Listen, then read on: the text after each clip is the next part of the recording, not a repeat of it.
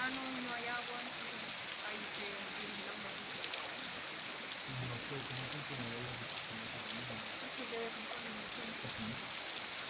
En Chingaza, por ejemplo, algo Chingaza, creo, es una vez que fuimos, no había agua y estaban como en sequía, la gente de ahí se lleva mucho tiempo sin agua y todo el año paran, no había agua y esa, Ese de es el ahí agua que llega a sacan, Bogotá. exacto, y es como, Ese es el drama de la localidad, pues de esa zona, que los campesinos no tienen acceso al agua porque eso hace exacto, parte del acueducto, entonces no tienen cómo entrar por vía legal.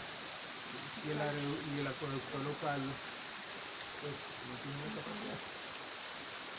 Es una mierda porque eso es en todas partes del mundo, que los mismos locales no tienen acceso y las otras personas sí tienen.